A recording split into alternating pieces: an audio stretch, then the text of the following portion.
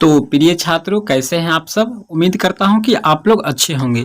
तो आज के क्लास में जो हम लोग पढ़ेंगे, फिर से यहाँ पे 11th का दूसरा क्लास होगा और इसमें हम लोग जानेंगे 11th का बायोलॉजी पढ़ेंगे और इसका इंट्रोडक्शन जानेंगे। साथ ही साथ आपको बता दें कि इसमें इंग्लिश मीडियम और हिंदी मीडियम दोनों सा होगा, तो आप दोनों क्लास कर सकते हैं। यदि आपका मीडियम इंग्लिश है तो भी आप इस क्लास को कर सकते हैं, यदि आपका हिंदी है तो भी आप इस क्लास को पढ़ सकते हैं और बिल्कुल तरह से आसान शब्दों में समझ सकते हैं कि आखिर बायोलॉजी क्या होता है, बायोलॉजी शब्द की उत्पत्ति कहाँ से हुई, बायोलॉजी का जनक कौन है, बायोलॉजी शब्द किसने दिया और कब दिया। ये सारे क्वेश्चन आपको बता दें, काफी ऐसे कंपटीशन एग्जाम है जिसमें ये पूछा जाता है। तो आपको पता है कि इसको लिखने के लिए आपको सबसे पहले यहाँ पे आ जाना है, इस लिंक पे आ जाना है।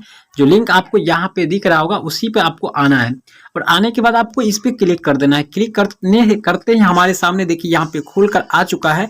अब हम लोग यहाँ पे आसानी से और सरलता पूर्वक सुगम से इस चीज को पढ़ पाएंगे आसानी से और समझ पाएंगे कि 11th क्लास का बायोलॉजी है। इंट्रोडक्शन जानेंगे हम लोग कि क्या है बायोलॉजी। तो आज हम क्लास करेंगे इसका। तो बायोलॉजी शब्द सबसे पहले तो हम लोग जानेंगे इसका कि अर्थात सबसे पहले कि बायोलॉजी का हिंदी रूपांतरण क्या होता है। तो प्रिय छात्रों, आपको बता दूं कि बायोलॉजी शब्द का हिंदी रूपांतरण आपका जीव विज्ञान होता है। जीव विज्ञान। अब जीव विज्ञान अर्थात बायोलॉजी शब्द की उत्पत्ति कैसे हुई, बिल्कुल बारीक से और आसान शब्दों में हम लोग समझेंगे। तो यहाँ पे आप लोग समझ रहे होंगे कि बायोलॉजी शब्द की उत्पत्ति ग्रीक भाषा के दो शब्द से हुई है। पहला है आपका बायोस और दूसरा है लॉगोस से हुई है। जहां पे बायोस का अर्थ होता है लाइफ अर्थात जीवन, जबकि लॉगोस का अर्थ होता है स्टडी अर्थात अध्ययन। अब आप लोग बायोलॉजी का डिफिनीशन आसानी से आप लोग दे सकते हैं। हाँ, चाहे तो आप लोग यहाँ पे अंग्रेजी में भी हमने यहाँ पे दे दिया है ट्रांसलेट कर, तो आप लोग इसको भी पढ़ सकते हैं कि the word biology is derived from the Greek words, यानी ये ग्रीक भाषा के दो शब्द बायोस तथा लॉगोस से मिलकर बना है। जिसका अर्थ क्या होता है तो आपको हमने मीनिंग बता दिए थे कि लाइफ होता है अर्थात इसका मतलब होता है जीवन, लॉगोस जिसका अर्थ होता है स्टडी अर्थात अध्ययन करना। तो यही चीज को हम लोग यहाँ पे हिंदी में भी फिर से दे दिए, तो आप इसको लिख भी सकते हैं।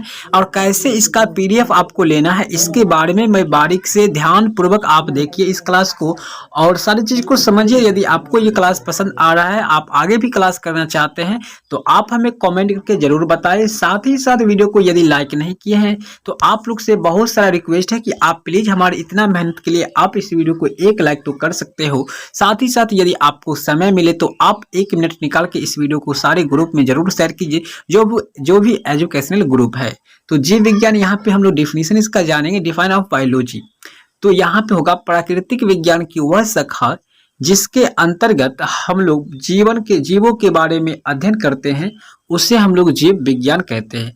मतलब आप समझिए कि प्राकृतिक विज्ञान का ही प्रकार हम लोग पढ़ रहे हैं जीव विज्ञान। तो प्राकृतिक विज्ञान की वह शाखा होगा जिसके अंतर्गत हम लोग जीवों के बारे में अध्ययन करते हैं। आगे बात करेंगे दूसरी भाषा में, इसको आप लोग ऐसे भी डिफाइन कर सकते हैं कि जिसमें जीवन का अध्ययन किया जाता है उसे हम लोग जीव विज्ञान कहते हैं। बायोलॉजी शब्द का नामकरण किसने किया और कब किया, तो इसके बारे में हम लोग पढ़ेंगे। तो आपको यहाँ पे जानकारी होना चाहिए कि बायोलॉजी अर्थात जीव विज्ञान शब्द का नामकरण सन 1801 या फिर 2 ईस्वी में लामार्क तथा ट्रेविरेनस नामक वैज्ञानिक ने किया था। याद रखिएगा, ऑप्शन कभी कभी आपको 1801 देखने को मिल जाएगा, कभी कभी आपके एग्जाम में 1802 भी देखने को मिल जाएगा। तो अब फाइनली आपका जो सही होगा वो 1801 हो जाएगा। यदि आपको ऑप्शन में 1801 नहीं दिखता, 1802 दिख रहा है, तो आप 1802 ही क्लिक करेंगे, मारेंगे। साथ ही यदि दोनों ऑप्शन आपके एग्जाम में पूछा जाए तो आपको पहला वाला अर्थात 1801 ऑप्शन मारना होगा, जो बिल्कुल सही होगा। याद रखिएगा, बायोलॉजी शब्द का नामकरण किसने किया था, लामार्क और ट्रेविरेनस। चलिए एकदम तरह से याद हो गया, कंफर्म।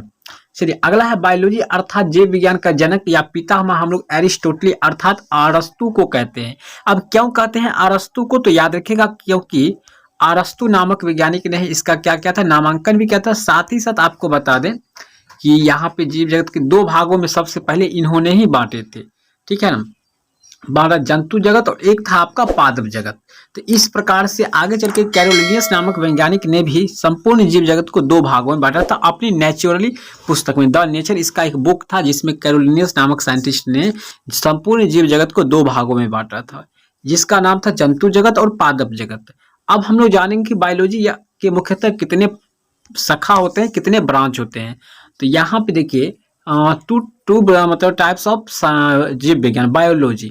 तो यानी दो प्रकार के होते हैं बायोलॉजी। पहला आपका हो जाएगा बॉटनी, इंग्लिश आपको याद होगा लेकिन हिंदी आपको भूल जाते हैं। पादप विज्ञान होता है, इसी को हम लोग वनस्पति विज्ञान भी कहते हैं।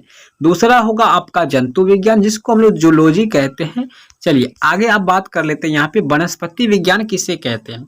तो या इसी को कह सकते हैं आप पादप विज्ञान क्या होता है। तो याद रखिएगा जीव विज्ञान की वह शाखा है जिसके अंतर्गत वनस्पतियों के बारे में अध्ययन करते हैं, पादपों के बारे में अध्ययन करते हैं, उसे हम लोग वनस्पति विज्ञान कहते हैं। इसका जनक आपको याद रखना है थियोफ्रेस्टस। बोले तो क्या बोलना है आप लोग को, थियोफ्रेस्टस, थियोफ्रेस्टस, थियोफ्रेस्टस। याद रखिएगा बहुत ज्यादा इंपॉर्टेंट है। बता दें कि हर कंपटीशन एग्जाम में आपको 11th से काफी चीज पूछा जाता है और कंपटीशन में जाने के बाद आपको यही सारा चीज को फिर से पढ़ना पड़ता है। तो आज इस क्लास को आप अच्छी तरह से यदि कर लेते हैं तो आपको सारी चीज तैयार हो जाएगा। जंतु विज्ञान किसे कहते हैं, इसका जनक कौन है भाई। जंतु विज्ञान जो होता है या इसी को हम लोग जूलॉजी कहते हैं इंग्लिश में। तो जीव विज्ञान की वह शाखा है जिसके अंतर्गत जंतुओं के बारे में अध्ययन किया जाता है, उसे हम लोग जंतु विज्ञान कहते हैं, अर्थात उसे हम लोग जूलॉजी कहते हैं।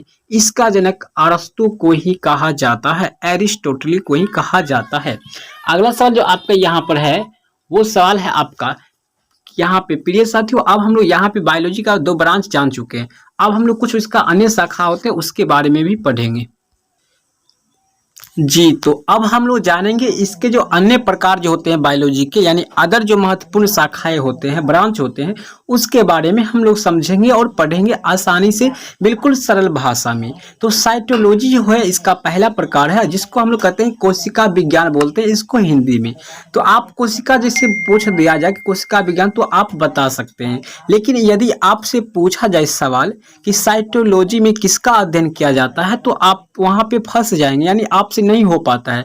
अगर आपको पूछा जाए कि कोशिका विज्ञान में किसका अध्ययन है तो आप आसानी से हंसते हुए बोलेंगे कि भाई कोशिका का अध्ययन किया जाता है। सेम बात है कि जीव विज्ञान की वह शाखा जिसके अंतर्गत कोशिका के बारे में अध्ययन किया जाता है उसे साइटोलॉजी या कोशिका विज्ञान कहते हैं। उम्मीद करता हूं आप यहां तक समझ गए होंगे। आगे आपका है साइटोलॉजी अर्थात कोशिका विज्ञान का जनक जो है रॉबर्ट हुक को कहा जाता है। क्यों कहा जाता है, क्योंकि रॉबर्ट हुक ने ही सर्वप्रथम कोशिका का खोज 1665 ईस्वी में किया था। साथ ही यदि बात कर लूं कि आधुनिक कोशिका विज्ञान का जनक कौन है तो याद रखिएगा आधुनिक कोशिका विज्ञान का जो जनक है वो है आपका स्वान है। स्वान क्या है, स्वान। चलिए अगला सवाल आपका यहाँ पे अगला प्रकार जो है आपका दूसरा है हिस्टोलॉजी। देखिए हिस्टोलॉजी या फिर इसी को हम लोग कह सकते हैं उत्तक विज्ञान, है ना। तो देखिए उत्तक विज्ञान में जो है हम लोग किसका अध्ययन करते हैं, तो जीव विज्ञान की वह शाखा जिसके अंतर्गत उत्तकों का अध्ययन किया जाता है। यहाँ पे गलत लिखा हुआ उत्तक हो जाएगा उत्तक, तो उत्तकों का अध्ययन किया जाता है उसे हम लोग कहते हैं हिस्टोलॉजी कहते हैं, अर्थात उत्तक विज्ञान कहते हैं। इसका जनक याद देखिए क्या एंटीबॉन विसेट को कहा जाता है। साथ ही आपका तीसरा है कि शरीर क्रिया विज्ञान से आप क्या समझते हैं। ध्यान पूर्वक समझिए, फिर आपको लिखने की बारी भी आएगा, मैं बता दूंगा कहाँ से आप इसका PDF प्राप्त कर सकते हैं। तो शरीर क्रिया विज्ञान है जिसको हम लोग कहते हैं फिजियोलॉजी इंग्लिश में बोलते हैं। आप बायोलॉजी पढ़ते हैं, इंग्लिश टर्म आपको याद रखना होगा।